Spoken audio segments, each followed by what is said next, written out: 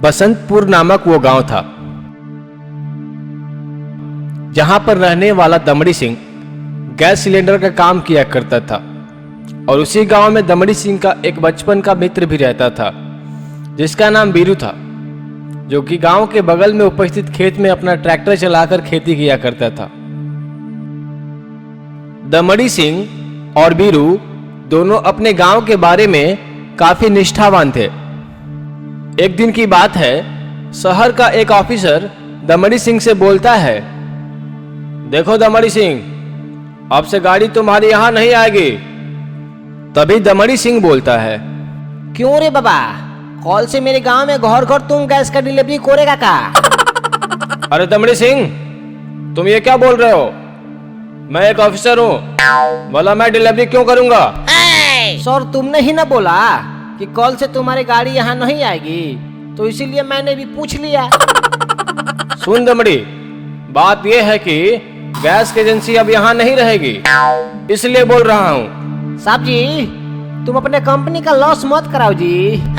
तुम जानते भी हो, यह गैस एजेंसी अकेले पानरपुर, फैजाबाद, मुर्दाबाद इन सभी गांवों में अपनी गैस की सप्लाई करती है। बहुत प्रॉफिट होता है यहाँ से। बारे दमड़ी, तुमने तो मेरा दिमाग का खोपड़ी खोल दिया रे। अब यह गैस एजेंसी कहीं नहीं जाएगी, देखता हूँ कौन हटाता है यहाँ से। इस तरह से दमड़ी सिंह उस गैस एजेंसी को अपने गांव से किसी दूसरे गांव में नहीं जाने देता है। उधर बीरू अपने दोस्त शेरू को कॉल करता है और फोन पर बोलता है, हेलो, शेरू बोल रहे हो? शेरू, हम बीरू बोल रहे हैं। मेरी आवाज जा रही है क्या?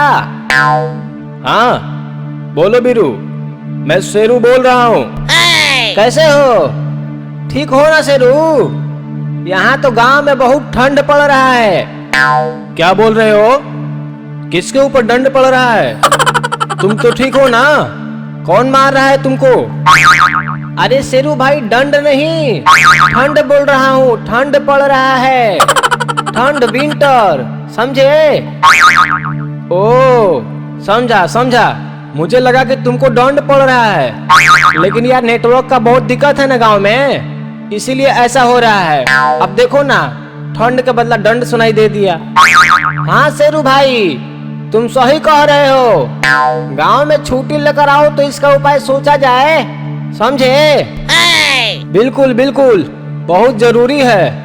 अभी रखता हूँ, बाद में बात होगी। बीरू और शेरू अपना कॉल रखकर अपने अपने काम करने लगते हैं। एक बार की बात है, दमड़ी सिंह की गाड़ी खराब हो जाती है और अपने दोस्त बीरू को कॉल करता है। हेलो बीरू, तुम कहाँ हो? मेरी गाड़ी की टायर खराब हो गई है, कुछ पैसे लेकर आओ। आवाज कट रही है दमड़ी।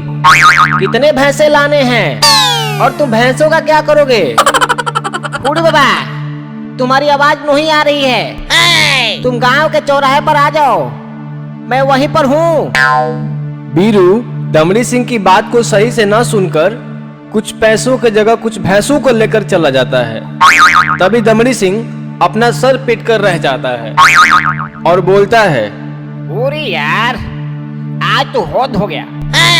जरूर कुछ करना पड़ेगा हम सबको। गांव में नेटवर्क नहीं होने के कारण बहुते लोग कंफ्यूज हो जाते हैं। तभी बीरू बोलता है, तुम सही बोल रहे हो।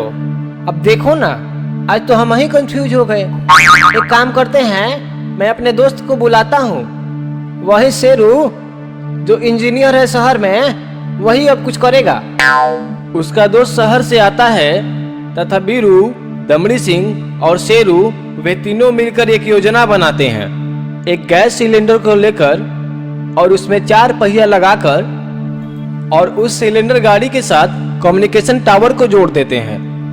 और इस तरह से बीरू, शेरू तथा दमड़ी सिंह वे तीनों मिलकर उस कम्युनिकेशन टावर के मदद से गांव में नेटवर्क प्रॉब्लम को दूर कर देते हैं। और इस तरह से उस गांव के लोग नेटवर्क की समस्या से निजात पा लेते हैं और बीरू, शेरू तथा दमड़ी सिंह को बहुत बहुत धन्यवाद कहते हैं। कभी कभी वे लोग मिनी कम्युनिकेशन टावर को दूसरे गांव में पैसे लेकर भी चले जाते थे।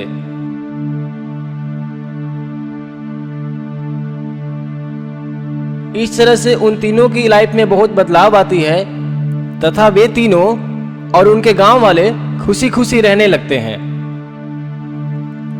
दोस्तों, हमें इस काल्पनिक कहानी से सीखना चाहिए कि इंसान हिम्मत और अपने कौशल के दम पर कुछ भी कर सकता है, चाहे वो इस दुनिया के किसी कोने में हो।